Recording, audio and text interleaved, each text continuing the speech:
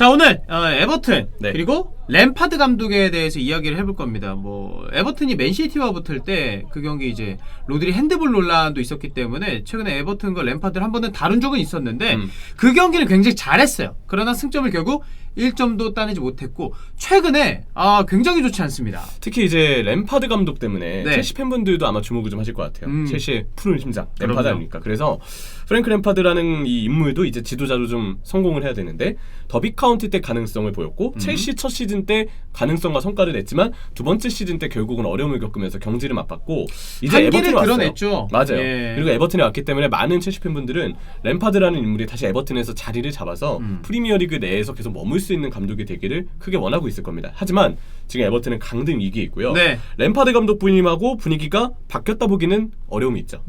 자, 보면 리그 4연패입니다. 이 기간 동안 에버튼이 넣은 골은 다 한 골도 없어요.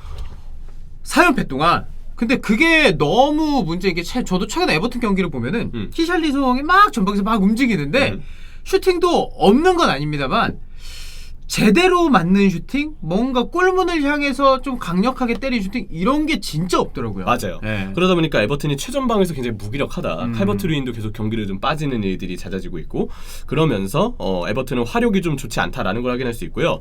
램파드 부임 이후에 이제 성적이 어떻느냐? 네. 8경기 3승 5패.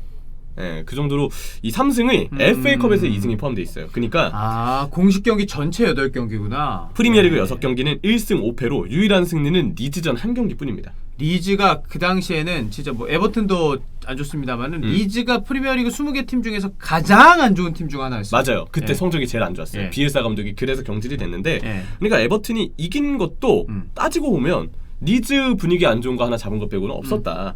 그래서 보면 골득실 지금 하위 4팀이 노리치, 리즈, 와포드 그리고 에버튼이에요. 예. 네, 그 정도로 지금 골득실 자체만 보더라도 에버튼이 굉장히 불안한 밸런스를 자랑하고 있다는 걸 확인할 수 있고 사실 뭐 골득실이 늘 순위와 늘 정말 되게 직접적인 영향이 있는 건 아닌데 시즌 끝나고 보잖아요.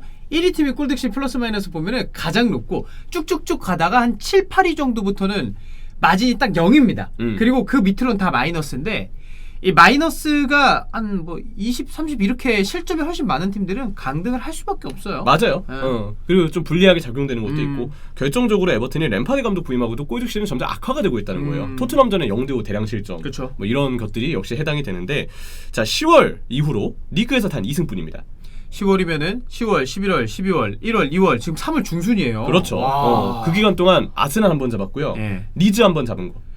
이게 제가 이 얘기 하려고 그랬는데 리즈는 뭐 잡을 수 있다고 쳐요. 근데 아스날전 이때 토미야스 토미야스를 발전. 네. 그것도 있었고 이게 에버튼 팀을 생각했을 때는 아스날한테 이거 이겼으면 안 돼요.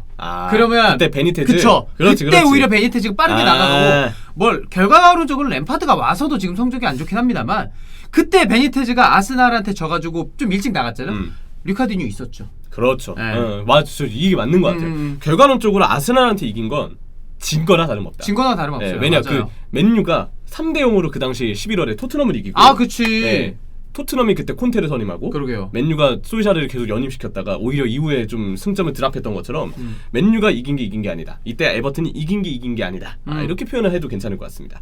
자, 그리고 리그 20경기에서 최대 승점을 이제 60점을 획득을 할 수가 있잖아요. 20경기 기준으로 했을 때. 근데 20경기 기간 동안 에버튼이 따낸 승점은 고작 9점에 불과합니다. 야, 이러면 강등권도 강등권인데 거의 뭐 꼴찌 수준이네요. 그 정도로 지금 에버튼의 분위기가 좋지 않다. 자, 그러면 램파드 감독은 지금 문제가 있는가?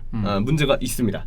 일단 시즌 중에 그것도 강등권 팀의 소방수로 부임하는 감독은 결과를 일단 내야 돼요. 경기의 재미를 떠나서 혹은 본인의 감독 철학을 떠나서 일단 결과를 내는 데 집중을 해야 됩니다. 감독 고인물들 왜 쓰겠어요? 네. 뉴캐슬이 에디 하우 왜 쓰겠냐고. 맞아요. 지금 에디 하우 당장 단기 성적 엄청나게 잘 내고 있잖아요. 근데 에디 하우는 대단한 게 네. 자기 철학도 발휘하면서 결과도 내고 있어요. 맞아요. 그런 부분들 보면 에디 하우는 약간 논외로 봐야 될 것 같고 오히려 이제 여기에 이제 표현할 수 있는 감독들, 비교할 수 있는 감독들은 빅샘이나 앨런 바듀나 아니면 옛날 그 마크 휴즈. 실제로 소튼 자유에 있어서 마크 휴즈는 공헌이 있어요. 호지슨도 그렇고 마크 휴즈는 진짜 사우스햄도 자유시켰으니까 그런 감독들이 왜 환영을 받느냐. 소방수로 부임해서 일단 결과를 내기 때문이에요. 물론 이 중에는 결과를 내지 못한 시즌들도 이 감독들에게 있긴 합니다만 결국 이 감독들의 프로필을 우리가 보면 알 수 있듯이 하위권 팀들은 결과를 내는 측면에서 시즌 중 소방수 감독을 선임할 필요가 있습니다. 근데 램파드는 지금 그러지 못하고 있어요. 수비 전술의 문제가 지금 너무 쉽게 도드라지고 있는데 간격 조절에 실패하고 있습니다. 라인을 계속 올리게 만들고 있어요. 예. 그래서 본인이 추구하는 압박 축구를 하려고 하는데 문제는 압박 축구를 하는데 간격이 잘 유지가 되지 않고 벌어져 있으니까 상대 팀들이 그 압박 풀어내고 벌어진 간격 사이로 슝슝 들어가서 도어티가 도베스가 되고 네, 해리케인, 손흥민 다 골맛을 봤죠? 다니엘 베스? 네, 그런 것들 다 보면은 물론 그 선수들이 잘한 게 크지만 에버튼도 그때 수비 대응이 어땠느냐 간격 다 벌어져가지고 뒷공간 다 내주고 중원 사이 간격 다 내주고 진짜 말 그대로 그냥 완전 쉽게 무너졌어요. 근데 이게 압박을 했으면은 토트넘 진영에서 공간을 좀 적게 준다라는 개념이잖아요. 근데 토트넘이 그 압박에 당황했느냐? 거의 당황하지 않았고 뒤쪽으로 그냥 저기 얘네 압박 살짝만 풀어내면 우리가 골 넣을 수 있어. 그 느낌으로 해서 5대0 만든 거잖아요. 맞아요. 토트넘 빌드업 되게 쉽게 했어요. 네. 압박은 압박대로 잘 되지 않았던 뭐 그런 상황으로 볼 수 있는데 램파드 감독이 상대에 대한 맞춤 대응을 지금 잘하고 있느냐? 그러지 못하고 있어요. 오히려 본인의 축구를 하려고 하다가 오히려 지금 상황에 막상 결과를 내지 못하고 있으니까 에버튼 입장에서는 과연 램파드가 맞는 선임이었느냐? 라는 의구심을 가지만 하죠. 램파드는 결과를 내야 되는 위치에 있는데 자신의 철학을 좀 발휘하는 데 집중을 하고 있으니까 시간 지나서 자신의 철학이 입혀질 수 있어요. 근데 지금 시간이 얼마 남지 않았습니다. 그러게요. 네, 그러면 결국 에버튼과 램파드가 맞는 궁합인지 미지수인 거죠. 자, 그리고 수비 리더가 부재한 거. 이건 이제 에버튼의 스쿼드 문제인데요. 에버튼, 마이클 킨, 예리미나, 홀게이트, 고드프리 그리고 뭐 브랜스웨이트 이러한 센터백 자원들이 있습니다. 근데 브랜스웨이트는 어리다 보니까 즉시 전력감은 아니기 때문에 빼고 그러면 마이클 킨 최근에 굉장히 흔들리고 있어요. 지난 시즌 특히 안첼로티 감독 때는 좀 이 선수가 개인 코칭을 받으면서 살아나는 모습도 좀 있었는데 올 시즌은 크게 흔들리고 있고요. 예리미나 일단 잔부상이 좀 많고 예리미나가 나와서 공중볼 잘 따고 하는 부분은 다행이지만 어쨌든 발이 느린 편이라 뒷공간에 대한 리스크를 항상 안고 있습니다. 홀게이트 전반기보단 최근에 그나마 나은 것 같은데 그래도 홀게이트가 1대1 수비 능력이 예전보다 많이 떨어졌어요. 그래서 불안함이 있고 고드프리 일단 센터백으로 뛰는 빈도가 그렇게 많지 않습니다. 측면 땜빵 가는 것도 바빴던 선수이기 때문에 고드프리의 경우도 그나마 이 선수들 중에서 저는 좀 폼이 괜찮다고 보는 편인데 고드프리는 센터백보다는 주로 측면에 설 때가 많았어요. 이런 거 보면 센터백진이 다 불안하다. 리더가 없고 1대1 수비력이 다 떨어지고 뒷공간에 대한 리스크를 킨과 미나는 항상 안고 있고 홀게이트도 마찬가지고요. 센터백의 잔실수가 유독 많아요. 이런 점들을 보면 이 전술도 전술이지만 수비진 자체가 그냥 어이없이 실점을 내주는 경우도 에버튼은 따라오고 있다. 지금 킨, 미나, 홀게이트, 고드프리 이렇게 4명 얘기했잖아요. 브랜스웨이트는 되게 키도 크고 나름 저는 유망하다고 생각을 해요. 근데 지금 이제 주전 혹은 이제 백업 센터백 자원들 얘기를 들어보니까 하나같이 믿음이 안 가네. 안 가죠. 하나같이 사실 센터백이 이제 포백 썼을 때 2명 쓰면은 한 명이 좀 진짜 괜찮잖아요. 그러면은 이 한 명이 어리버릿하다가도 이 어리버릿하는 경기의 빈도가 조금은 덜해요. 한 명이 괜찮으면. 근데 여기는 한 명도 괜찮은 사람이 없다라는 거잖아. 그러면 이제 보드진의 스트라테기죠. 그동안 선수 보강이 있어서 저 모시리 구단주랑 켄나이트 회장 센터백 문제 안 살피고 뭐 했냐. 그러니까 얘기가 안 나올 수가 없고요. 에버튼 이대로만 진짜 강등당했나 약간 이런 부분도 우리가 따져봐야 됩니다. 지금 경쟁팀들 보면 브랜트포드랑 뉴캐슬은 다시 강등 위험군에서 벗어났어요. 뉴캐슬이 벗어날 줄이야. 브랜트포드는 최근 2연승이고요. 뉴캐슬은 첼시한테 덜미를 잡히긴 했지만 올해 리그 1패뿐입니다. 에디하우 진짜 잘하고 있고요. 자, 그리고 16일 리즈 유나이티드가 지난 주말에 승리를 했어요. 노리치를 상대로 2대1 승리를 거두면서 제시 마치 감독의 프리미어리그 첫 승이 쓰였고요. 그러니까 당장 리즈가 뭐 워낙에 안 좋았기 BS 할 때 워낙에 안 좋았기 때문에 당장 얼마나 승점을 많이 가져갈지는 모르겠습니다만 감독 선임해가지고 빠르게 프리미어리그 첫 승, 이 감독의 이제 데뷔승을 거둔 거잖아요. 그렇죠. 이거를 기점으로 조금씩 승점 1점이든 3점이든 어떻게든 따내면은 이거 리즈도 잔력 가능성 높아요. 그리고 18위 와포드, 사우샘튼전 분위기가 좋은 사우샘튼 상대로 2대1 승리를 거뒀습니다. 호지슨 감독 최근 6경기 2승이에요. 오, 많이 거뒀네. 리그를 기준으로 했을 때. 그런 부분들 보면 하필 경쟁팀인 리즈랑 와포드가 이긴 거 에버튼한테는 아주 큰 위기입니다. 지금 괜찮은 분위기가 잘 봐요. 뉴캐슬 에디아우, 리즈 제시마치, 와포드 호지슨. 중간에 선임된 사람들 아니야. 맞아요. 램파드와 마찬가지로. 그럼 나머지 팀들이 일단 가장 가능성이 떨어져 보이는 최하위 노리치. 아마 강등당할 가능성이 매우 큰 것 같아요.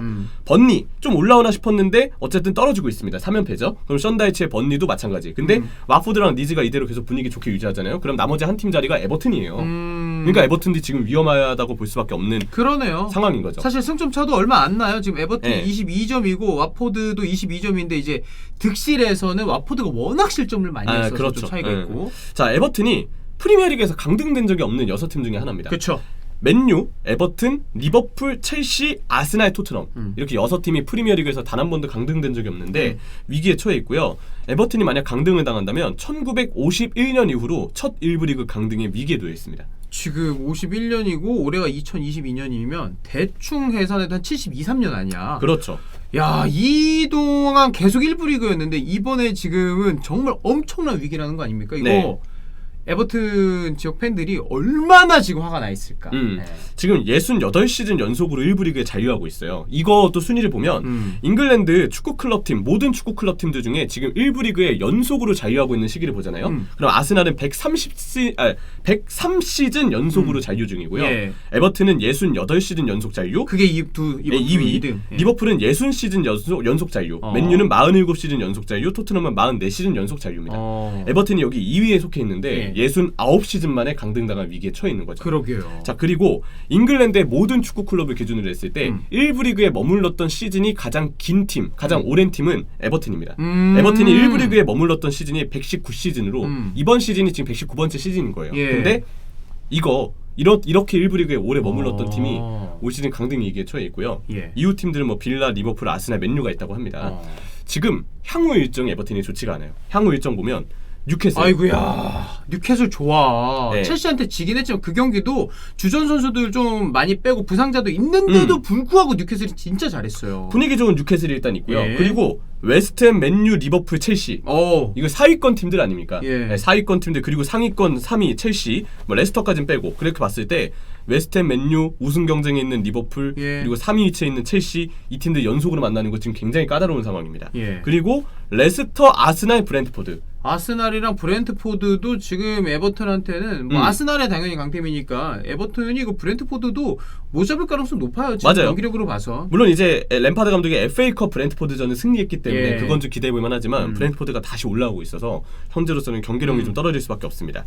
이렇게 8경기에 나머지 연기된 지금 4경기도 번리, 레스터, 와포드, 팰리스 와. 이 4경기가 지금 일정이 미정이라 그렇지 이 팀들 특히 팰리스, 와포드, 번리 팰리스는 까다롭고요. 와포드, 번리는 승점 6점짜리 경기예요. 예. 이런 거 생각했을 때 에버튼 진짜 위험하다라는 점을 다시 한번 확인할 수 있습니다. 아, 이게 램파드가 진짜 형철이가 아까 중간에 얘기했지만 시즌 중에 부임하잖아요. 그러면 철학 없어. 그냥 이겨야 돼. 맞아요. 어떻게든 그냥 2줄 수비 막 3줄 수비 세워가지고 수비하고 이제 뚝배기 하나 보고 골 넣고 이런 거 하나 해야지. 괜히 뭐 측면에서 만들고 뭐 빌드업 전수 어떡하 이런 거 의미 없습니다. 지금 에버튼 같은 상황은. 그래서 램파드 감독이 자칫 에버튼을 위기로 더 몰아넣을 수 있다. 그리고 한편으로는 램파드는 이렇게 되면 감독 커리어의 대위기가 찾아온다라는 부분들을 이제 볼 수가 있는 거죠. 램파드 생각해야 돼요, 진짜. 네. 철학 안 됩니다, 진짜로. 결과가 중요합니다. 결과.